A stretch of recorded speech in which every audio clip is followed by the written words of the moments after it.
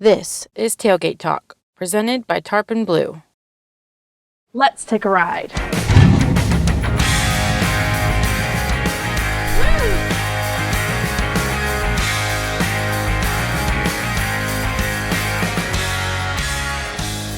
In this series, we're going to show you everything Texas and its surrounding southern states has to offer, right here from our very own tailgate. We'll take you from life on the farm and the ranch to the big city lights. This is Tailgate Talk. Come along for the ride.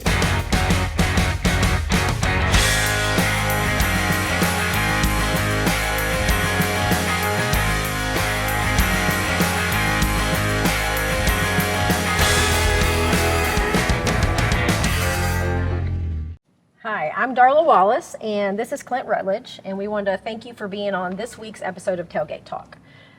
Today we're going to talk to Clint about all the family of businesses that you have and what you do, and how did you become this, and why did you decide to do this in your life? Yeah, absolutely. Well, we've got quite a few things that we do as a family. Our history goes back to coaching. My dad coached for a long time and had some success with that, and so I played for my dad, went to Baylor, came back, coached for a while, and enjoyed that, but really wanted my wife to be able to stay home, and it was tough doing that on a coach's salary when we started having kids and stuff. So I started looking at, well, what else can I do? And I got out and got into the real estate world. And I've been doing that for 17 years. And as we were doing that, you know, real estate has its ebbs and flows and ups and downs. And we wanted to diversify. And so we started looking at different franchises that we could buy. And we ended up investing and buying the franchise location for DBAT, New Braunfels, and which is where we're at now. And so we've had DBAT for 5 years. It's a baseball and softball training facility. And in the midst of all of that, I've been able to also do what really is my passion, which is my speaking and my writing. And so I travel around. I've been actually internationally, nationally, mainly in Texas, but all over speaking. I talk to coaches a lot, talk to business professionals a lot, just on what it takes to build a successful team, or what it takes to have the right mentality to be successful in whatever you're doing. And it's kind of led from one thing to the next. And my most recent thing that I'm excited about, even though I'm a Baylor grad, I'm going to be partnering with Texas A&M University to do stuff for coaches, something we call coaching at its core, which, you know, coaches today truly have a platform to speak into the lives of young people. And young people are growing up in a very challenging world. And some of them have great parents at home. They're speaking into their lives, and then some have no guidance at home. And for those, even the ones that have great parenting, they can always look to their coach. You know, that's the next one that they're looking to for guidance. So we try to equip coaches on teen anxiety, teen suicide, social media, fatherless homes, dating violence, all the social justice issues that we've seen in recent years. All of the things that teenagers are trying to figure out. Well, how can a coach speak into their life? And what do the experts have to say about that? So it's a whole video series on that districts will use and Texas A&M University will be using. That's fantastic. So that's exactly what my son wants to do. I mean, that's the direction that he's headed. Yeah, when we were talking about that, it's an important mission, you know, and I think the next revival of values in our country is poised to happen. People are ready for it. And I think the world of sports is going to be a key player in that. Yeah, I know that having a coach in my son's life was super important. You know, we were always there. We were very supportive of him. And then he had this particular coach his junior year, Cliff Hill, and came into his life, and it was like, I mean, he took him under his wing, and it was like a light bulb came on, and he grew mentally so much. And you know, we thank him all the time, because it was something that was, you know, very important. He ended up going to school and doing something that he'd never really done before. And it was all because of having that coach, to do that for him, to help him out with that. Yeah, it's hugely important, and it's so valuable for young people. And you think about it, those are the ones that are going to be leading our communities in just a few short years. Right. So if we're not taking the time to really invest in them and grow their leadership, help them understand it's okay to have challenges. It's okay to have anxiety. I mean, in the business world today, we've all got plenty of anxiety. What's our economy going to be like 6 months from now? In the real estate world, is it going to be better? Is it going to be worse? We don't know.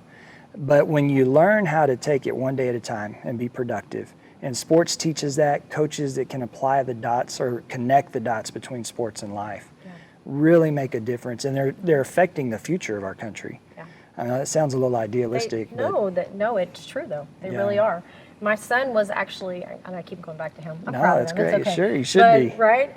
But he wrote a paper 2 years ago, and his professor, they got it published. Wow. And it was on the importance of being a coach and what you get out of being a student in high school, and the differences from, how important it is to have a high school coach that cares about that. And so he got that published, and that was pretty awesome. Yeah, but it was super important for him. It is. So. In anything we do in life, the most important factor that determines our success, and this was, when I speak, I talk on this a lot. I usually talk about it because it changed how my dad coached, which then led to his success, and then changed how people coach around the country, actually. A study at Harvard University showed that in any task you undertake, the single most important factor in your success is your attitude. And we go, well, that sounds a little cheesy. But if you put two people up for a job, both with similar talents, similar expertise, everything's similar, and one has a bad attitude, the other has a good attitude, who's going to be successful? If you are looking to hire somebody for a job, one person's got all the qualifications but a bad attitude, and one is a little less qualified but a great attitude, a smart employer is going to hire the one with the good attitude. Yeah, for sure. So sports teaches that. Business, we're forced to have positive attitudes even in the midst of challenges. Right. I've been in the real estate world for 17 years, and then opening this place has definitely had its challenges. It's had its rewards, but you learn that every day you got to get back up and you got to decide, am I going to be positive today and go after things and be productive, or am I going to complain about things that aren't going my way? Yeah. And, coming from a sports background and then in the business world, you learn to apply all those things. Yeah. Well, like I told you before, I heard about you, a year and a half ago or so. We tried to get you to be able to come speak to our group, and it didn't work out. But now, I think, we get to have this next week. Yeah. So we're super excited to have you. And so next Wednesday, Clint's going to be at our monthly meeting, and he's going to have a workshop, and it's called Better Than Yesterday. Right.